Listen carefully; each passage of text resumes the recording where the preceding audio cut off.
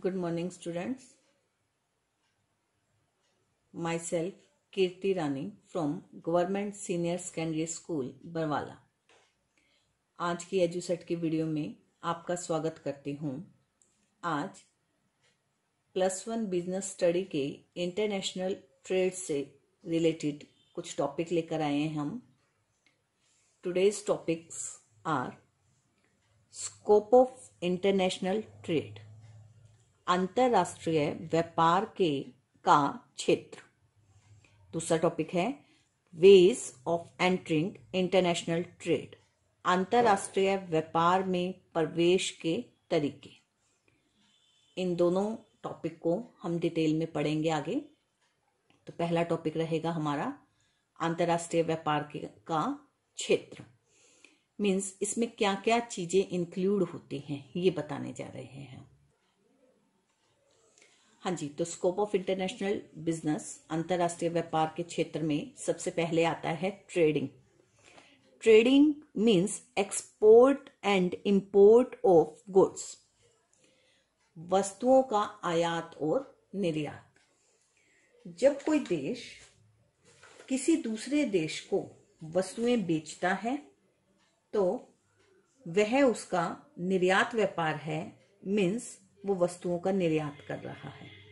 और जब कोई दूसरे देश से वस्तु खरीदता है तो इसका मतलब वो आयात कर रहा है। तो ट्रेडिंग के अंतर्गत वस्तुओं का आयात और निर्यात आता है। मीन्स एक देश किसी दूसरे देश को वस्तु बेच रहा है या उससे वस्तुएं खरीद रहा है। ठीक है, हर एक देश में इस उद्देश्य के लिए कोई ना कोई यूनिट्स एस्टेब्लिश की जाती हैं। ठीक है ना, कुछ इकाइयां स्थापित की जाती हैं जो वस्तुएं खरीदती और बेचती हैं। जैसे कि हम इंडिया की बात करें, इंडिया में एक्सपोर्ट हाउसेज हैं और स्टार ट्रेडिंग हाउसेज हैं जो कि वस्तुओं का आयात और निर्यात करती हैं। सेकंड जो अंतरराष्ट्रीय व्यापार के अंतर्गत आता है वो है आयात और निर्यात, सेवाओं का आयात और निर्यात, export and import of services. देखिए, गुड्स और सर्विसेज में फर्क है। गुड्स में कोई ना कोई फिजिकल प्रोडक्ट होगा, ऐसा कोई प्रोडक्ट जिसकी फिजिकल एग्जिस्टेंस है, मतलब उसका अस्तित्व है, आप उसे देख सकते हैं, आप उसे छू सकते हैं। लेकिन जो सेवाएं होती हैं, आपको पता है, उसे हम देख नहीं सकते, छू नहीं सकते, महसूस कर सकते हैं। जैसे हम आमतौर पर आपको समझाते हैं कि डॉक्टर हमें सर्विस देता है, जितने भी प्रोफेशनल्स हैं, टीचर्स हैं, वो हमें सर्विस प्रोवाइड करते हैं, वो हमें कोई प्रोडक्ट नहीं बेचते। इसी तरीके से इंटरनेशनल बिजनेस में भी एक देश किसी दूसरी देश से सेवाएं ले सकता है। विभिन्न देश आपस में सेवाओं का आदान प्रदान करते हैं, आयात और निर्यात करते हैं। तो सेवाओं का आदान प्रदान अंतरराष्ट्रीय व्यापार के क्षेत्र में आता है। सेवाओं में आप बैंकिंग सेवाएं, बीमा की सेवाएं और आईटी कंसल्टेंसी हो गया, ये सब इंक्लूड कर सकते हैं। थर्ड पॉइंट जो इसमें इंक्लूड है वो है आउटसोर्सिंग। आउटसोर्सिंग का मतलब होता है जब एक फर्म अपना कोई काम किसी दूसरी फर्म से करवाती है तो उसे आउटसोर्सिंग बोलते हैं। इंटरनेशनल वे में हम बात करें तो किसी एक कंट्री की कोई कंपनी जब अपना कोई काम किसी दूसरी कंट्री की कंपनी से कराती है तो उसे इंटरनेशनल आउटसोर्सिंग कहते हैं। ठीक, आपको और समझाएं तो जैसे कोई कंपनी कोई प्रोडक्ट प्रोड्यूस कर रही है, सपोज कर लो कार प्रोड्यूस कर रही है। ठीक है, यूएसए की कोई कंपनी है जो कि कारों की मैन्युफैक्चरिंग में इंडल्ज है, तो वो कार मैन्युफैक्चरिंग करती है। लेकिन जो कार के पार्ट्स हैं, कुछ पार्ट्स जैसे सीट्स हो गई, व्हील्स हो गए, वो इंडिया की किसी कंपनी से बनवा लेती है और उन पार्ट्स को लेकर फिर फिनिश्ड गुड्स में यूज करती है और अपना फिनिश्ड गुड्स तैयार कर लेती है। कई बार कुछ कंपनी पूरा का पूरा प्रोडक्ट भी क्या करते हैं, दूसरी कंट्री से बनवा लेते हैं और फिर अपने ब्रांड नेम के अंडर सेल कर देते हैं। तो आउटसोर्सिंग में हम सर्विस दूसरी जगह से लेते हैं। इसमें 2 कैटेगरी इंक्लूड की है हमने। First is sourcing and marketing, sourcing और विपणन। इसमें क्या होता है, कोई फॉरेन कंपनी, मतलब एक देश की जो कंपनी है वो क्या करती है, किसी दूसरे देश में अपनी यूनिट एस्टेब्लिश कर लेती है, अपनी एक इकाई स्थापित कर लेती है। ऐसा वो इसलिए करती है क्योंकि उस देश में जो संसाधन हैं वो सस्ते हैं। उन सस्ते संसाधनों का फायदा उठाकर वो वहां पर सस्ते दामों में प्रोडक्ट प्रोड्यूस कर लेती है और फिर वो जो फिनिश्ड प्रोडक्ट है उसे अपनी कंट्री में और प्रोड्यूसर कंट्री में, दोनों ही कंट्रीज में सेल कर सकती है और भी कंट्रीज में सेल कर सकती है। मींस प्रोडक्ट प्रोड्यूस किसी और कंट्री में हो रहा है और सेल डिफरेंट कंट्रीज में हो रहा है। तो इंटरनेशनल बिजनेस हो गया। नेक्स्ट है global sourcing for production. Global sourcing भी आउटसोर्सिंग का ही, इंटरनेशनल आउटसोर्सिंग का ही एक एग्जांपल है। इसमें कंपनियां क्या करती हैं, कंपनियां वस्तु का उत्पादन तो अपने देश में करते हैं, लेकिन उसमें यूज होने वाला जो रॉ मटेरियल है वो डिफरेंट कंट्रीज से परचेज कर लेते हैं। जिस भी कंट्री में जो रॉ मटेरियल सस्ता मिल जाता है, इजीली अवेलेबल होता है, वहां से रॉ मटेरियल इकोनॉमिक रेट पे परचेज कर अपनी कंट्री में फाइनल प्रोडक्ट प्रोड्यूस करती है। ठीक, तो ग्लोबल सोर्सिंग फॉर प्रोडक्शन में क्या किया जाता है, बाहर से कच्चा माल मंगवाया जाता है, प्रोडक्शन अपनी ही कंट्री में की जाती है। तो यहां भी 2 देश इंक्लूड हो गए, इसलिए ये भी किसके अंतर्गत आता है, अंतरराष्ट्रीय व्यापार के अंतर्गत आता है। 4th पॉइंट है अपना फॉरेन इन्वेस्टमेंट। फॉरेन इन्वेस्टमेंट, विदेशी निवेश। विदेशी निवेश को भी 2 हिस्सों में बांट सकते हैं हम, एफडीआई फॉरेन डायरेक्ट इन्वेस्टमेंट और सेकंड है पोर्टफोलियो इन्वेस्टमेंट।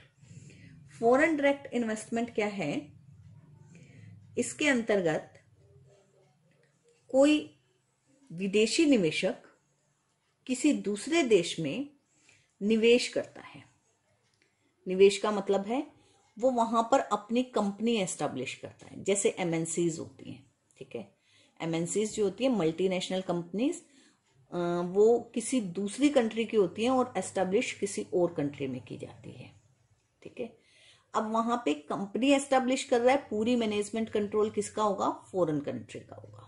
ठीक है, तो फॉरेन डायरेक्ट इन्वेस्टमेंट। और दूसरा तरीका है पोर्टफोलियो इन्वेस्टमेंट। पोर्टफोलियो इन्वेस्टमेंट में क्या होता है, जो कंपनी एस्टेब्लिश होती है वो उसी कंट्री की होती है। हम एग्जांपल से समझें तो इंडिया में ऑलरेडी जो एग्जिस्टिंग कंपनीज हैं, कोई भी लगा लो, रिलायंस है, टाटा है, और बहुत बड़ी बड़ी कंपनीज हैं। जब कोई फॉरेन इन्वेस्टर उन कंपनीज की शेयर, डिबेंचर, कोई भी सिक्योरिटी परचेज करता है, ठीक है, तो वो क्या कहलाएगा, उसका पोर्टफोलियो इन्वेस्टमेंट। पोर्टफोलियो इन्वेस्टमेंट करने से फॉरेन इन्वेस्टर का कोई भी कंट्रोल हमारी कंपनी पे नहीं होगा। ठीक है, मैनेजमेंट और कंट्रोल इंडियंस की रहेगी, इन्वेस्टमेंट फॉरेनर्स भी कर सकते हैं। ठीक, तो ये 2 तरीके हैं फॉरेन इन्वेस्टमेंट के। ये भी किसके अंतर्गत आते हैं, अंतरराष्ट्रीय व्यापार के क्षेत्र के अंतर्गत आते हैं। तो 4 पॉइंट किए हमने अंतरराष्ट्रीय व्यापार के क्षेत्र में। Number 1 export and import of goods, जिसे हमने ट्रेडिंग कहा। दूसरा export and import of services. तीसरा इंटरनेशनल आउटसोर्सिंग और चौथा फॉरेन इन्वेस्टमेंट। हाँ जी, तो नेक्स्ट टॉपिक है हमारा veg of entering international business, अंतरराष्ट्रीय व्यापार में प्रवेश के तरीके। अंतरराष्ट्रीय व्यापार में प्रवेश के 5 तरीके हैं। Number 1 contract manufacturing, number 2 licensing, number 3 franchisee, number 4 joint venture, number 5, setting up wholly owned subsidies.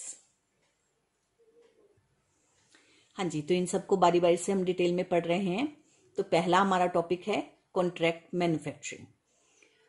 Contract manufacturing में क्या रहता है, देखिए, company of a country takes the responsibility of marketing of the product and services produced by company of another country specialized in production।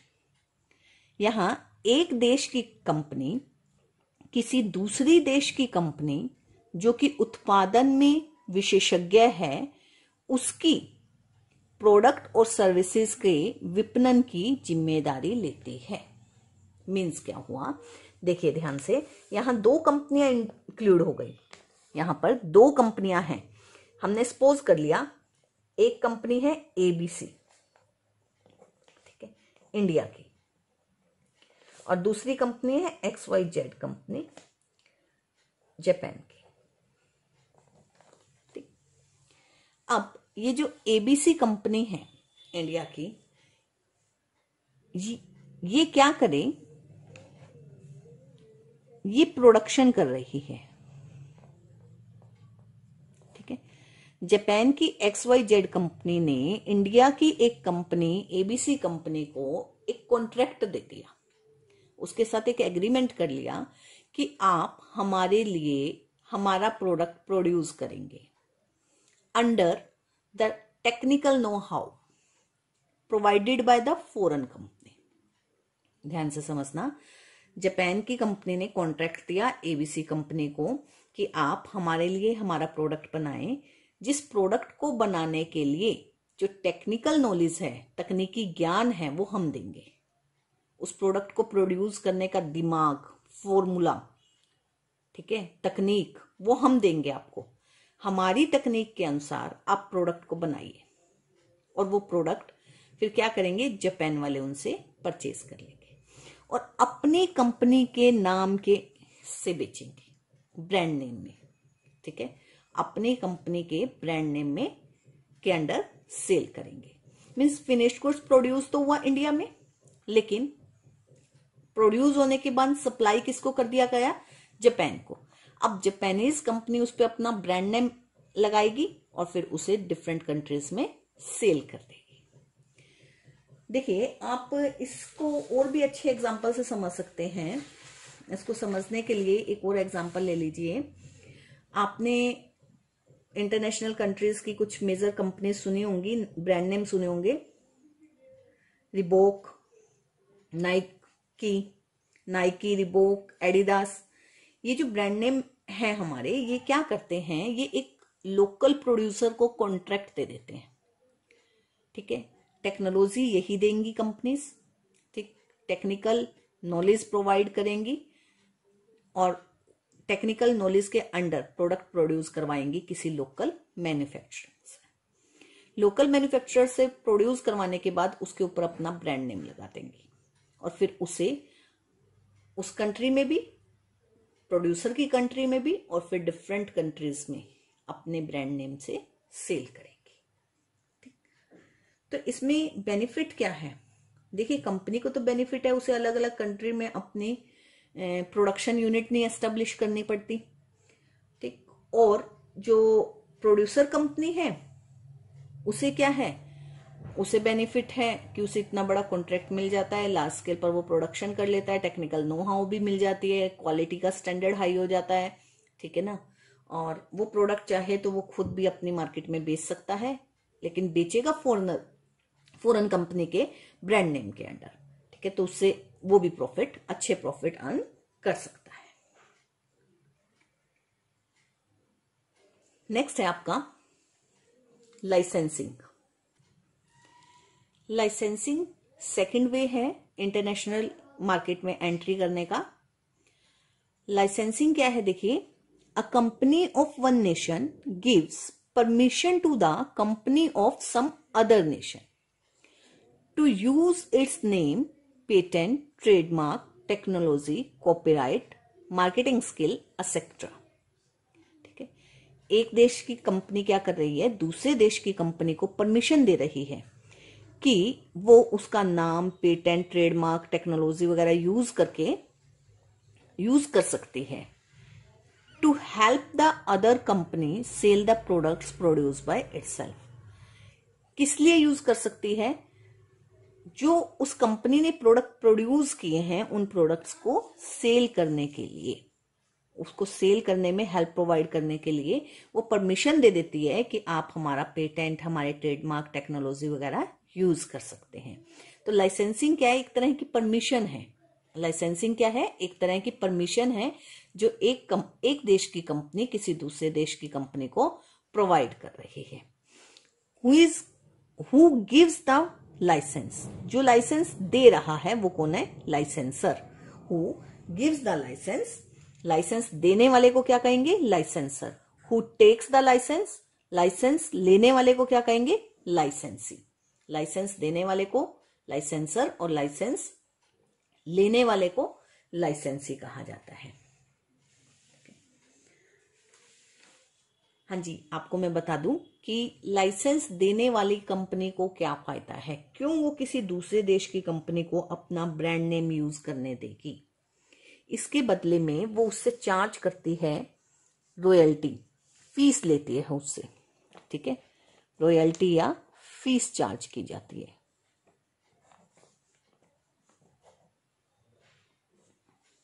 ठीक, royalty या fees charge की जाती है उससे। ठीक, और लाइसेंसी को क्या बेनिफिट है?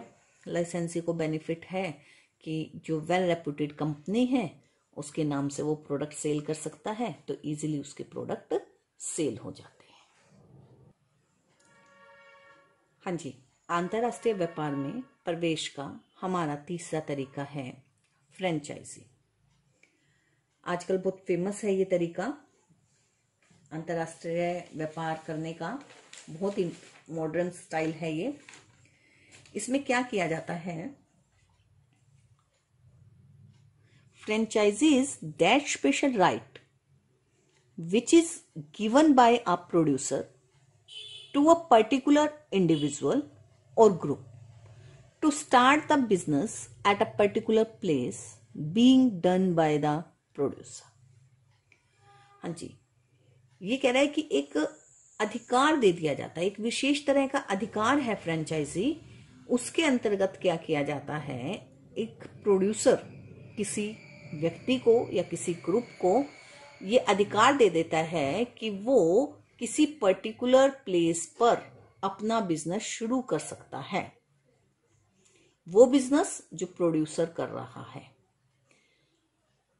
ठीक है, प्रोड्यूसर द्वारा किया गया बिजनेस, बिल्कुल सिमिलर बिजनेस कोई इंडिविजुअल किसी दूसरे प्लेस पर स्टार्ट कर सकता है, उसका जो अधिकार है वो प्रदान किया जाता है प्रोड्यूसर के द्वारा। Who grants this right? जो ये अधिकार देता है वो क्या कहलाता है? फ्रेंचाइजर। To whom granted? जिसको ये अधिकार दिया जाता है उसे बोलते हैं franchisee. And this agreement is known as franchisee agreement. हाँ जी, अब इसका एग्जाम्पल समझिए और अच्छे से क्लियर हो जाएगा ये। आपने मैकडोनल्ड का नाम सुना होगा, ठीक है, फास्ट फूड का में काफी अच्छा नाम है उनका, मैकडोनल्ड का। तो मैकडोनल्ड कंपनी के आपने इंडिया में जगह जगह आउटलेट देखे होंगे, जबकि ये एक फॉरेन कंपनी है। ठीक है, एक फॉरेन कंपनी ने इंडिया के किसी इंडिविजुअल को फ्रेंचाइजी प्रोवाइड कर दी कि वो इंडिया में किसी पर्टिकुलर प्लेस पर उसके द्वारा बनाया गया प्रोडक्ट, मतलब फास्ट फूड, मैकडोनल्ड के अंडर जो जो फास्ट फूड सेल किए जाते हैं वो सभी फास्ट फूड सेल कर सकता है। लेकिन ध्यान रखना है, ब्रांड नेम प्रोड्यूसर का यूज होगा, नाम मैकडोनल्ड ही होता है, कोई और नहीं होता। यहाँ पे ये भी ध्यान रखें कि जो रॉ मटेरियल होता है वो भी फ्रेंचाइजर ही प्रोवाइड करता है, क्योंकि अगर यहाँ की इंडिया की जो कंपनी इंडिविजुअल है जिसने फ्रेंचाइजी ली, अगर वो अच्छी क्वालिटी का प्रोडक्ट नहीं देगा, अच्छी सर्विस कस्टमर को नहीं देगा, तो नाम तो खराब होगा किसका? मैकडोनल्ड का। ठीक है ना। तो मैकडोनल्ड की गुडविल खराब ना हो इसलिए क्या किया जाता है, मैकडोनल्ड के द्वारा रॉ मटेरियल, सारी रॉ मटेरियल और टेक्निक वगैरह सब शेयर की जाती है फ्रेंचाइजर के द्वारा। इस फ्रेंचाइजी एग्रीमेंट में भी जो फ्रेंचाइजर है वो फी चार्ज करता है, और ये जो फी है ये पीरियोडिकली होती है। आपको टाइम टू टाइम इसे रिन्यू कराना पड़ता है। मींस 1 साल के लिए अगर आपने फीस भरी है तो 1 साल के लिए ही आपको राइट मिलेगा। नेक्स्ट ईयर आपको फिर फ्रेंचाइजी लेनी पड़ेगी अगर आप चाहें तो। यहाँ पे ये भी ध्यान रखिए कि कंट्रोल, कंटिन्यूस जो कंट्रोल रहता है वो फ्रेंचाइजर का रहता है, ठीक है, क्योंकि उसे ये चिंता रहती है कि फ्रेंचाइजी कभी भी क्वालिटी से कॉम्प्रोमाइज ना करे, कस्टमर को अच्छी सर्विस प्रोवाइड करे ताकि उसका नाम खराब ना हो। तो इससे बेनिफिट प्रोड्यूसर को भी रहता है, फ्रेंचाइजी को भी रहता है, कंज्यूमर को भी रहता है। प्रोड्यूसर को तो क्या बेनिफिट है, प्रोड्यूसर को मार्केट मिल जाती है, बिना इन्वेस्ट किए उसे बहुत बड़ी मार्केट मिल जाती है। अलग अलग कंट्रीज में, इंटरनेशनल मार्केट में वो एंट्री कर सकते हैं। इन्वेस्टमेंट उसकी कुछ भी नहीं लगी, बल्कि उसे तो फीस मिली है। ठीक, लार्ज स्केल पर प्रोडक्शन हो जाएगा, इतनी ज्यादा डिमांड होगी तो उसकी भी बेनिफिट उसे मिलेंगे। फ्रेंचाइजी को बेनिफिट है, उसे रेडीमेड मार्केट मिल गई, क्योंकि प्रोडक्ट से तो ऑलरेडी लोगों को पता है ये प्रोडक्ट है और इसकी क्वालिटी अच्छी है, तो उसे कोई ज्यादा एफर्ट्स नहीं करने पड़ते, उसे रेडीमेड मार्केट मिल जाती है और इजीली वो प्रोडक्ट को सेल कर सकता है। कंज्यूमर को बेनिफिट हो गया कि उसका स्टैंडर्ड ऑफ लिविंग बढ़ गया। जो प्रोडक्ट इंटरनेशनल मार्केट में जाके उसे लाने पड़ेंगे, वो तो प्रोडक्ट लाना उसे काफी कॉस्टली पड़ेगा, वो उसे उसकी होम कंट्री में मिल रहे हैं, तो उसके लिए बेनिफिट है कि उसे दूसरे देशों के प्रोडक्ट भी यूज करने को मिल रहे हैं, जिससे कि उसका स्टैंडर्ड ऑफ लिविंग इंक्रीज हो जाएगा।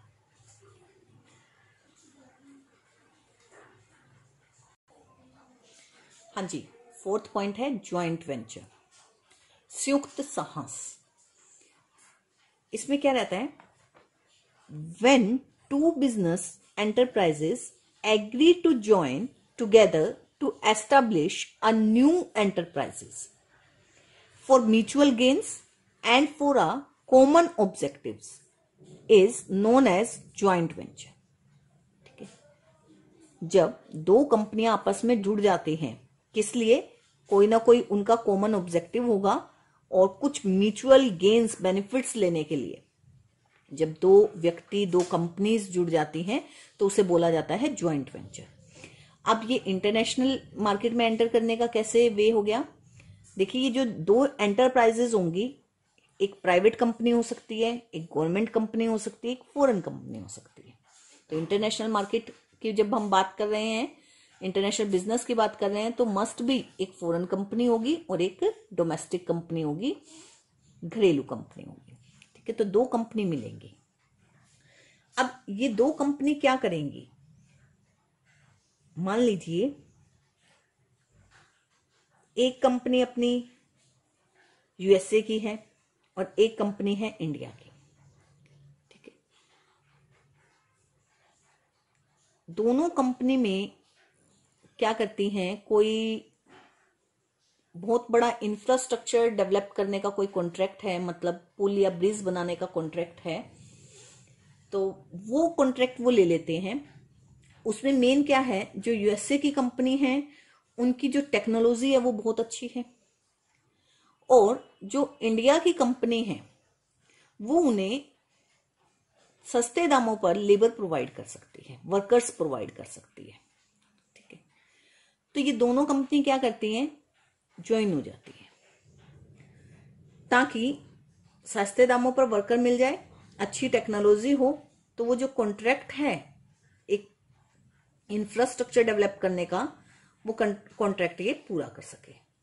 अब इन दोनों के मिलने से क्या हुआ, देखो रिसोर्सेज इंक्रीज हो गए, ठीक, उनकी कैपेसिटी बढ़ गई, ज्यादा काम कर सकेंगे वो, नई मार्केट मिल गई, टेक्नोलॉजी बहुत बढ़िया हो गई, और कुछ नई इनोवेशन भी कर सकते हैं वो, ऐसा प्रोडक्शन की कॉस्ट कम हो जाएगी। ठीक है, और ब्रांड नेम, एक नए ब्रांड नेम के अंडर वो काम कर सकते हैं। तो इससे क्या है, दोनों ही कंपनियों को प्रॉफिट हो जाता है। पर ध्यान रखना कि जॉइंट वेंचर किसी कॉमन ऑब्जेक्टिव के लिए बनाया जाता है, कॉमन ऑब्जेक्टिव। जैसे ही ये ऑब्जेक्टिव कंप्लीट हो जाता है वैसे ही इनका जॉइंट वेंचर खत्म हो जाता है और उस जॉइंट वेंचर से होने वाले प्रॉफिट को आपस में ये बांट लेते हैं। ठीक है, जैसे ही जॉइंट वेंचर ओवर हो जाता है, मीन्स ये कॉमन ऑब्जेक्टिव पूरा हो जाता है, ऑब्जेक्टिव के पूरा होते ही इन दोनों का रिलेशनशिप भी ओवर हो जाता है और उस व्यवसाय से जो इन्होंने मिलके किया उससे होने वाले लाभ को ये आपस में बांट लेते हैं और उसके बाद अगर चाहें तो किसी नए ज्वाइंट वेंचर में ये एंटर कर सकते हैं, अदरवाइज इनका रिलेशनशिप ओवर हो जाता है।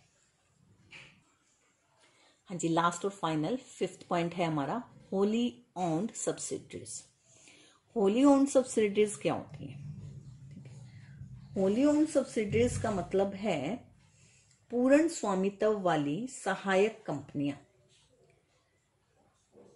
जैसे कि आपको पता है सहायक कंपनी क्या होती है। एक सहायक कंपनी होती है जब कोई कंपनी किसी दूसरी कंपनी के 50% से ज्यादा शेयर्स परचेज कर लेती है तो वो कंपनी उस परचेज करने वाली कंपनी की सहायक कंपनी कहलाती है। लेकिन यहां हमने कहा होली ओन्ड। होली ओन्ड का मतलब है पूरा स्वामित्व, पूर्ण स्वामित्व।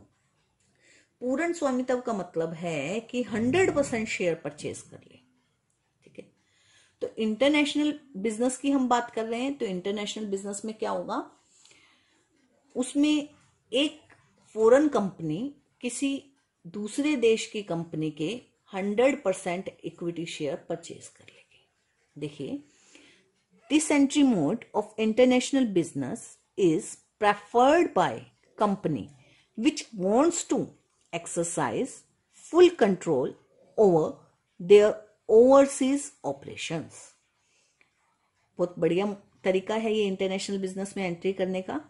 और ज्यादातर वो कंपनियां ये मेथड अडॉप्ट करती हैं जो चाहती हैं कि दूसरे देश में जो भी जिस कंपनी में ये इन्वेस्ट कर रही हैं या जो जहां भी इन्वेस्ट कर रही हैं वहां पे पूरा कंट्रोल, वहां का जो उस कंपनी का जो काम है, मैनेजमेंट है, काम किस तरीके से किया जा रहा है, उस पे 100% कंट्रोल इनका हो। तो वो फिर अंतर्राष्ट्रीय व्यापार का ये वाला मेथड, अंतर्राष्ट्रीय व्यापार में प्रवेश का ये वाला मेथड यूज करते हैं। वो क्या करेंगी, वो उस कंपनी के 100% शेयर परचेज कर लेंगी। कौन से शेयर? Equity share. देखिए, the parent company acquires full control over the foreign company by making 100% investment in its company। Parent company हम किसको कह रहे हैं? जिसने 100% शेयर परचेज किए हैं। अगर आप एक फ्रांस की कंपनी मानते हैं, एक फ्रांस की मान लीजिए, एक इंडिया की मान लीजिए। इंडिया की किसी कंपनी में फ्रांस की कंपनी इन्वेस्ट करना चाहती है और वो चाहती है कि पूरा कंट्रोल उसका हो, तो वो इंडिया की कंपनी के 100% इक्विटी शेयर क्या कर लेगी? परचेज कर लेगी। तो फ्रांस वाली कंपनी पेरेंट कंपनी कहलाएगी और जो हमारी इंडिया की कंपनी है वो उसकी सब्सिडी कंपनी कहलाएगी, होली ओन्ड सब्सिडरी कंपनी कहलाएगी, पूर्ण स्वामित्व वाली। ठीक है, तो ये भी अंतर्राष्ट्रीय व्यापार में प्रवेश का एक अच्छा तरीका है।